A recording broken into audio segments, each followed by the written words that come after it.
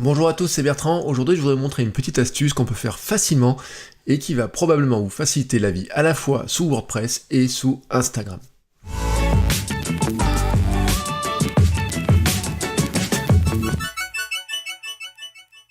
Alors vous le savez, sur Instagram, vous n'avez qu'un seul endroit où vous pouvez mettre un lien cliquable, c'est dans la bio. Donc c'est exactement ce lien-là. Alors en général, on est tenté de mettre un lien qui va changer, c'est-à-dire un lien vers son dernier article de blog, un lien vers une vidéo qu'on vient de faire, un lien vers un autre compte sur les réseaux sociaux.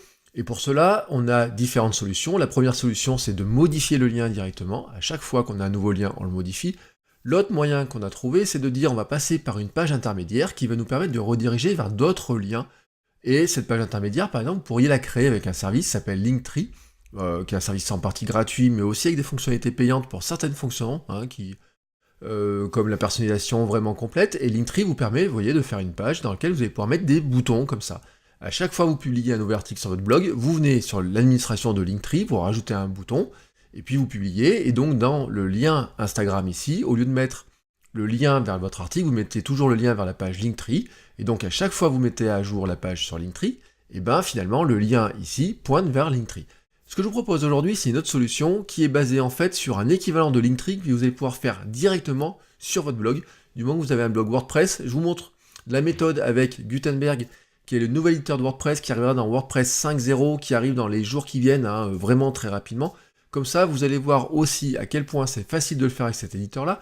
Et puis pour une autre raison aussi, c'est que si vous installez WordPress dans les jours qui viennent, il va vous proposer d'utiliser Gutenberg, et dans WordPress 5, vous aurez Gutenberg comme éditeur principal. Donc je vous montre la méthode très rapidement, et puis vous verrez ensuite comment la personnaliser. Donc la méthode, elle est relativement simple, c'est que cette page qu'on avait sur Linktree, on va essayer de la recréer sur notre blog, tout simplement comme une page classique de texte, mais elle va ne pas apparaître dans le site, on va la faire apparaître que pour ceux qui nous consultent sur Instagram. La première chose à faire ici, je suis sur WordPress, donc je vais ajouter en fait une page avec Gutenberg directement. Donc si vous ne connaissez pas l'éditeur, vous ajoutez un titre, donc je vais l'appeler ici les liens, liens à suivre, comme ça moi je vais la repérer, et ici, derrière, il nous propose de mettre du texte. Dans ce texte ici, alors voyez, je vais masquer un petit peu tout ce que j'ai en dessous, parce que j'ai beaucoup de choses moi qui apparaissent. Gutenberg fonctionne par bloc, donc ici vous pouvez marquer du texte, mais vous pouvez aussi créer des blocs. La première texte qu'on va marquer, c'est bienvenue.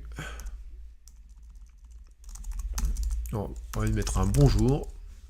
Voici les liens vers les derniers articles de mon blog. Donc là, c'est un premier élément. Donc derrière, maintenant, je vais créer un bloc. Alors pour créer un bloc dans Gutenberg, c'est facile. Vous créez comme ça un bloc. Et puis, je vais aller choisir, non pas les blocs classiques, je vais prendre un bloc de widget, tout simplement, et je vais lui marquer mes derniers contenus. Donc dernier contenu, il va aller chercher automatiquement les derniers articles. Donc là, vous voyez les derniers articles de mon podcast.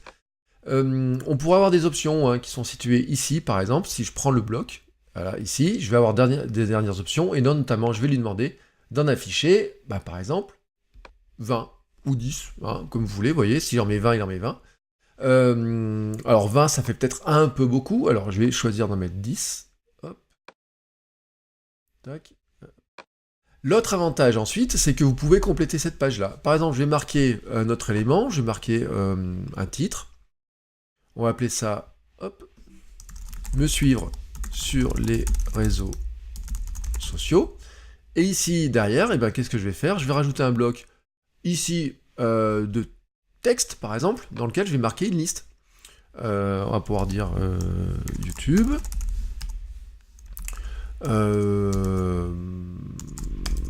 Ma page Facebook. Tac. Donc YouTube. Hop.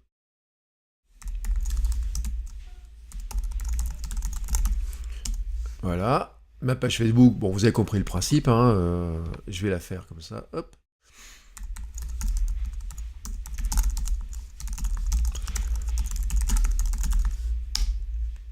Alors on pourrait mettre des petites icônes, je pourrais mettre tout ce que je veux. Si je veux améliorer la présentation globale, alors ce qu'on va faire, c'est que je vais demander une prévisualisation de la page. On va tout de suite voir à quoi elle ressemble, ma page.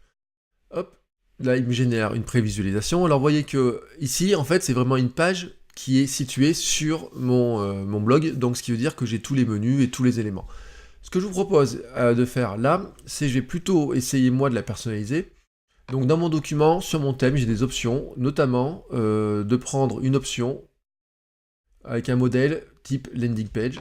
Hop, hop, j'enregistre le brouillon, on va lui demander la mise à jour. Voilà, mon modèle landing page, vous voyez, il est extrêmement simple, il n'y a plus que mes liens à suivre, et donc j'en suis presque là.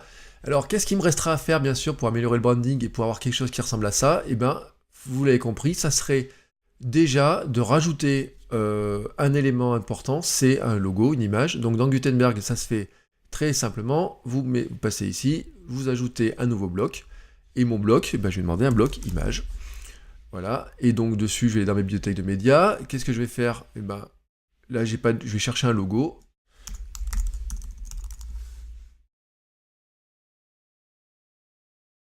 Ah, ce qu'il m'a pas trouvé.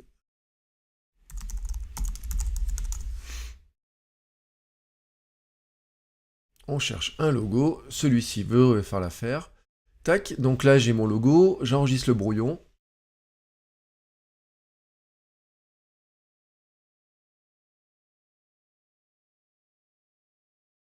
Hop, et voilà. Alors l'idéal, bien sûr, dans ce système-là, ça serait que ce titre, on puisse le masquer. C'est là où moi, après, dans les personnalisations, dans mon thème notamment, j'ai des options dans certains thèmes pour masquer le titre. Là, ça dépend vraiment de votre thème, mais sinon, vous pouvez très bien marquer le bienvenu, vous pourriez le marquer ici. Là, je vais le laisser comme ça, pour vous comprendrez, mais sinon, on pourrait faire des styles. De même que si vous voulez avoir l'aspect de Linktree, un système, ça serait tout simplement d'ajouter un peu de style CSS pour faire quelque chose qui ressemble à des boutons, voilà. Mais déjà, votre page, elle a sa fonctionnalité première. Qu'est-ce qu'il vous reste à faire ensuite? Bien sûr, c'est de la publier. Et de la publier immédiatement. Donc là, moi, je la publie tout de suite. Il va me faire un lien, lien à suivre, vous voyez ici, je fais copier le lien. Et à partir de là, maintenant, si je modifie mon profil, ici, je remplace par cette page-là, lien à suivre. Alors, vous voyez que je n'ai pas personnalisé le lien ou quoi que ce soit. Et donc maintenant, si je retourne, bien sûr, sur mon profil, j'obtiens une page. J'obtiens la page que je viens de créer, tout simplement, qui est une page qui est très légère. Alors là, vous voyez, il y a mes boutons de partage. Donc si je voulais améliorer les choses, et bien sûr, dans mes options de mon plugin, je vais tout simplement désactiver mes boutons de partage, qui ne me servent pas spécialement sur cette page-là. Et dans ce cas-là, une fois que j'ai terminé, je fais une mise à jour.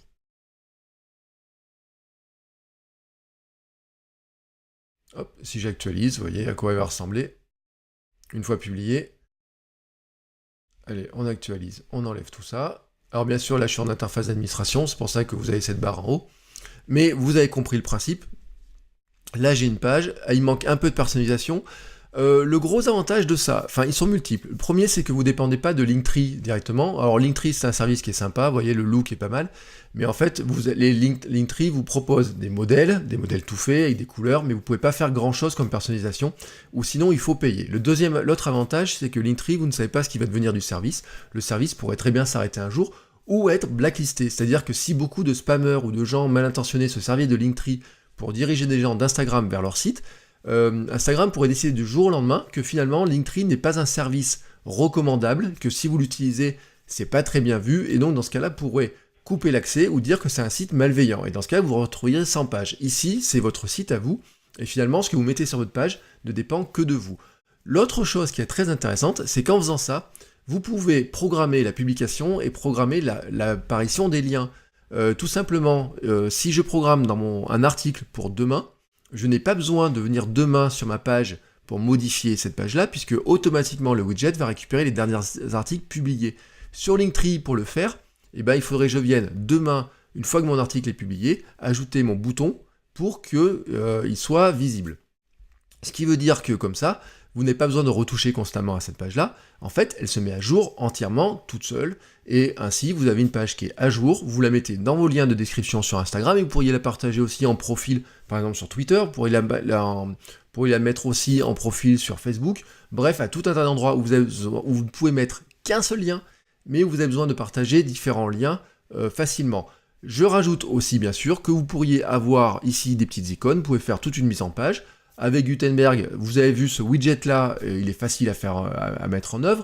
Vous pourriez le faire avec l'éditeur classique, mais en fait le widget il est intégré dans Gutenberg et c'est là où ça vous facilite vraiment la vie. Après vous avez des systèmes de shortcode, vous avez tout un tas de systèmes, mais là je vous ai fait la méthode la plus rapide. Vous avez vu en 3 minutes, vous avez une page qui est prête à publier et qui est consultable. Et ce que je vous propose, c'est qu'on va la regarder aussi sur mobile, et comme ça on verra à quoi elle ressemble. Puis bien sur mon site avec exactement la même page. Voilà, c'est simple, je vais voir mon dernier article. Et là, on va charger le site. Voilà. Vous avez compris, c'est assez simple, ça marche partout et ça peut être très utile. Ce petit tuto est terminé, vous avez vu, c'est une astuce qui est très simple.